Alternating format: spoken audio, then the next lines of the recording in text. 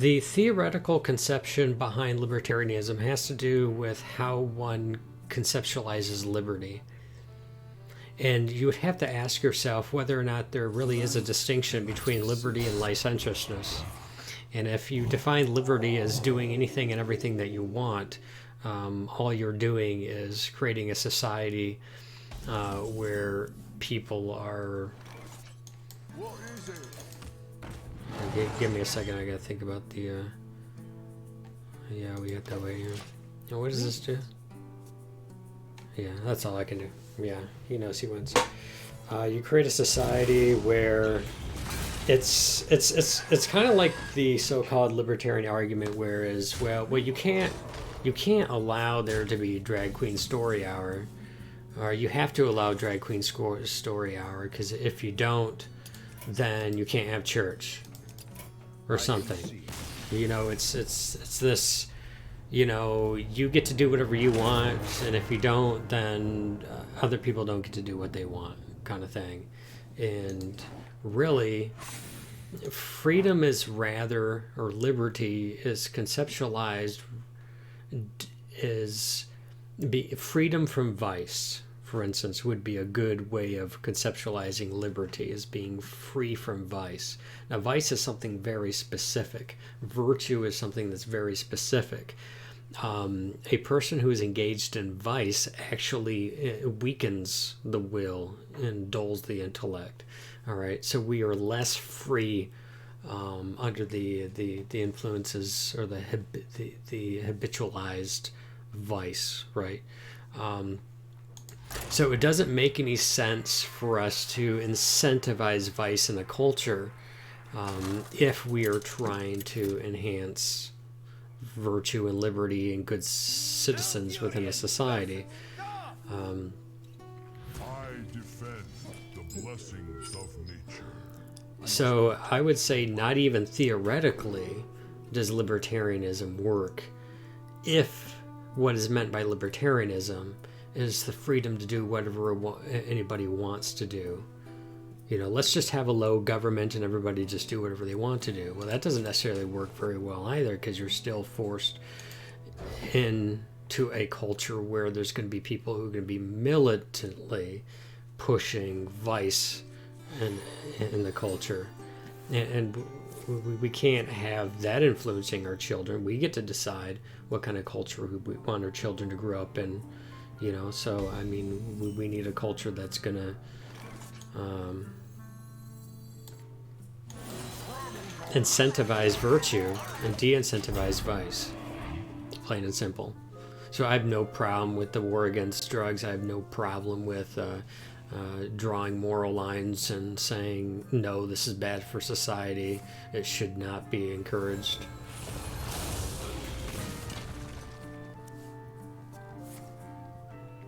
Whether a person wants to do it or not. You know, that's kind of like reducing morality down to consent, which I don't agree with that either.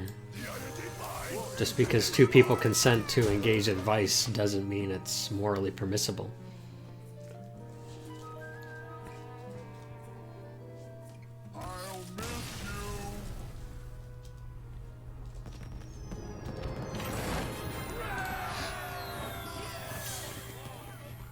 But rather, rights has to do particularly with being able to do the right thing.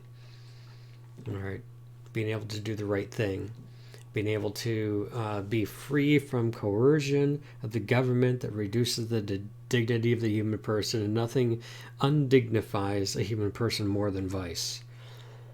And so, yeah, sure, you're going to have a lot of people in the culture who are going to try to champion vice, and they're going to try to say, no, this violates my human dignity. Like, no, it doesn't.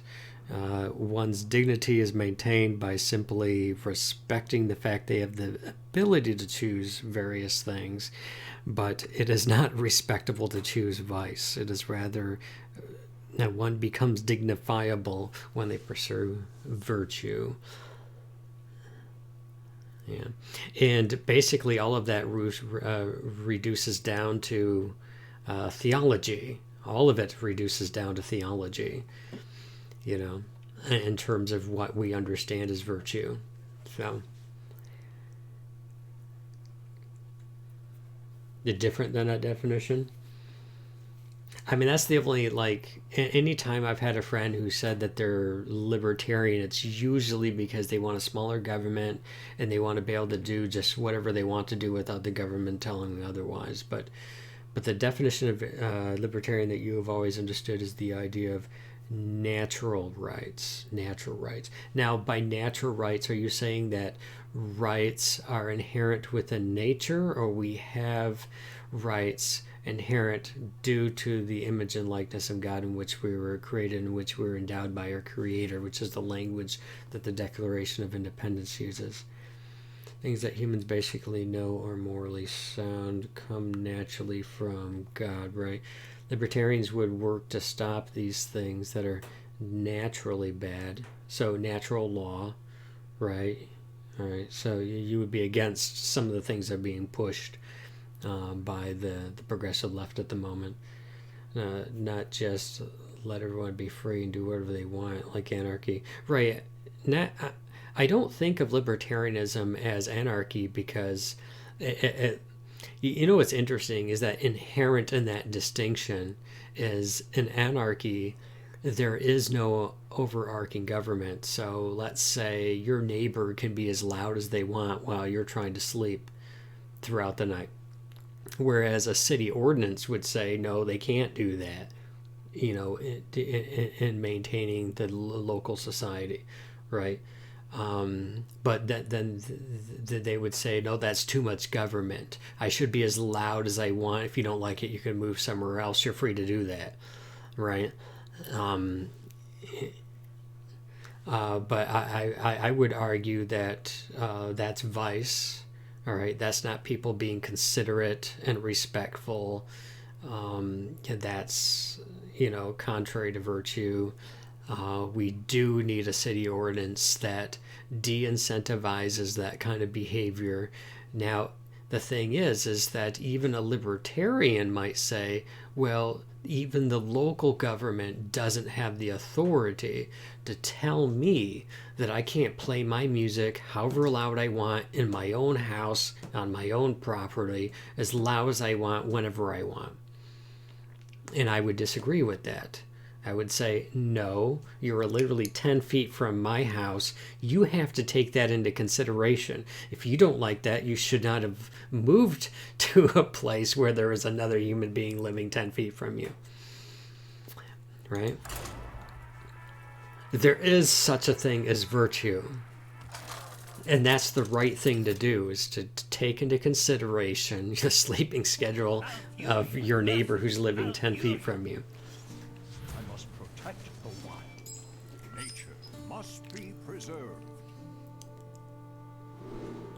So perhaps somehow we would have to make a distinction between, well, what's the difference between anarchy and libertarianism?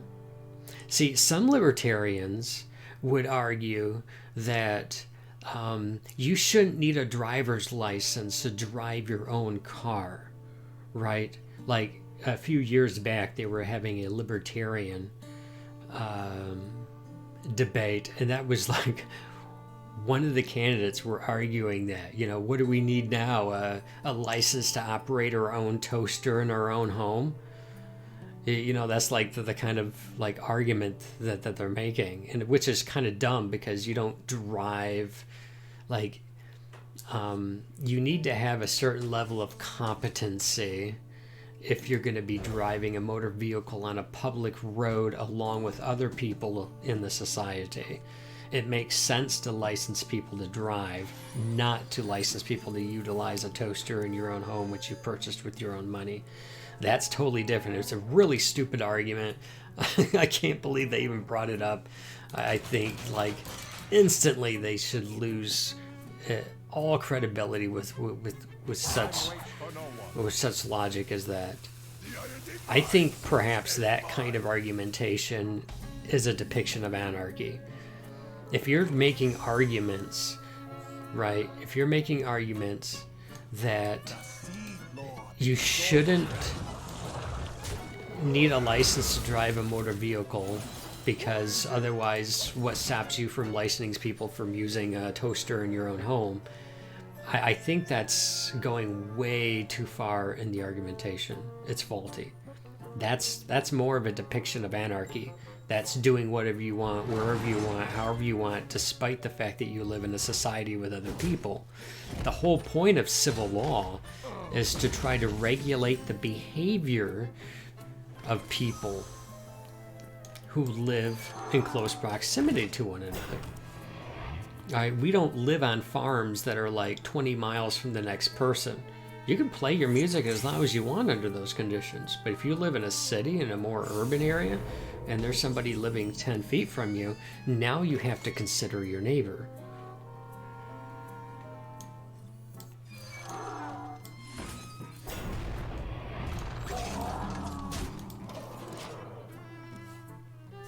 Now you have to consider the ethics of living in a community of people where things that you choose will have an impact upon other people. You know, if you want to live a anarchist lifestyle, live out in the middle of nowhere. But if you live in a city of like 50,000 people and you're literally like 20 feet from like 5 different houses, that's not conducive to an anarchist lifestyle. I mean, even then, there's certain things you can't do on your own property. You can't just mindlessly dig everywhere. I mean, you got to get permits to do things, which is perfectly fine, especially when, you know, certain authority is given to Our enemies will meet their ancestors. Reflect in the moonwell. you know, you have the drain commissions, you have all of the stuff that have oversight of regions and whatnot that have to enact laws to ensure that things that you're doing on your property isn't going to cause problems. You can't back up a creek that goes through your property, you know, that helps to water the farm down the road. And likewise, you can't do things that are going to completely flood the plain right next to you and destroy all the crops of the neighboring farm. You know, there needs to be an oversight committee that, or some sort of regulation in a society that's going to determine that no, you can't just mindlessly do stuff. That farm needs to be protected from the ignorance of the individual who owns that farm. Time waits for no one. And those things are fine in as much as they go. Now, there's such thing as over-regulation. This is true. This doesn't mean that there shouldn't be any regulation at all. Oh man, I would love to kill that. I guess yeah, I could do it this way. Reflect in the moonwell. Hold the line! Rebel dogs! Hold the line!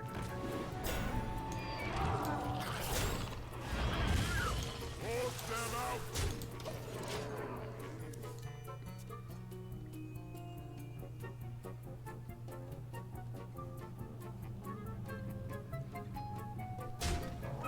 Smaller government. I feel like government needs to shrink significantly because right now it's unrealistic to keep a government this large. Alright, so if you're talking about the federal government, yes. Because I believe in the principle of subsidiarity, which means that all issues must be addressed at the lowest possible level of governance. All right, so with that said, I think that the federal government should, in many cases, be reduced to minting money, foreign policy, building a military, establishing and protecting the border, you know, your basic things that would be, that involves more than just a state-by-state decision on things, right? Those things make sense to me. You know, even like establishing a kind of common core. What, were there states that weren't consistent, that weren't doing well enough? This is not good for me. That's an upgrade. Probably. That's an upgrade. Time waits for no one.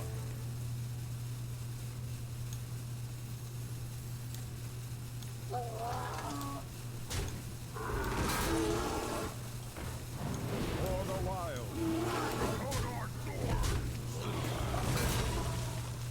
Give that minion a turn.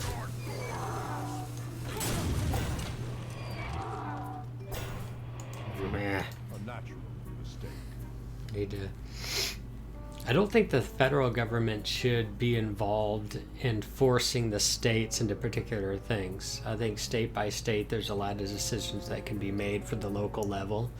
Because what's good for California might not be good for Missouri. What might be good for Maine or New York might not be good for, like, North Dakota and Florida. And even at a lower level than that is, if you look at the state by state, county by county depictions of things, you have these highly populated areas. Okay, these real high populated areas that tend to be blue. And so you'll have a state broken up by county, and you'll have like 3 blue counties and like 50 red counties, right? But there'll be more people living in the 3 blue counties than like all the red counties all together. Stuff like that. And the thing is that what ends up happening is that, like, what governor or lieutenant governor or what representatives or senators, I should say, that end up taking seats in higher forms of government are being dictated by like 3 counties out of like 50 for an entire state.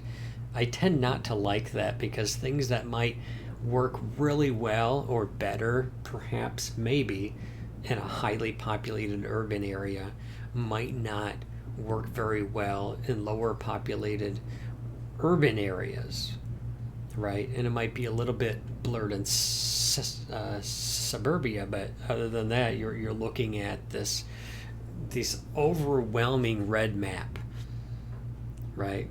You're looking at an overall red map. Even in states that go blue in the Electoral College, look at the county by county distribution. It's massively red. If you ever looked at a county by county United States map, it's just saturated with red. And I tend to think that the types of policies that work really well in the red areas are not typically the ones that are wanted by the blue areas, but they're so highly populated they sway the vote. But if you look at a county basis, most of the United States, in terms of like distribution of population, it's overwhelmingly like it's red everywhere, yeah. So I tend to think that given the nature of this dynamic, it is better for there not to be a federal law that is from top down pushed on all of the states, if the states can handle that stuff itself. That's one of the reasons why I think the whole Roe versus Wade needs to be overturned, so that the states can make those own decisions on their own. So if people don't want to live in a state that legalizes abortion up until and then even after birth, they can just move.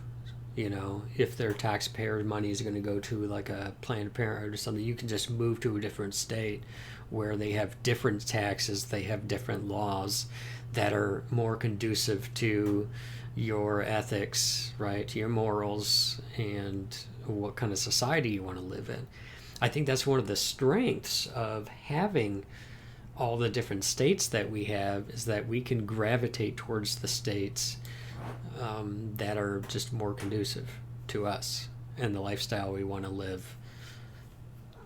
But if there's too many top-down federal laws that are forcing people to do this, to accept that, I think that violates the principle, the Catholic social teaching on subsidiarity. And so that would be my argument.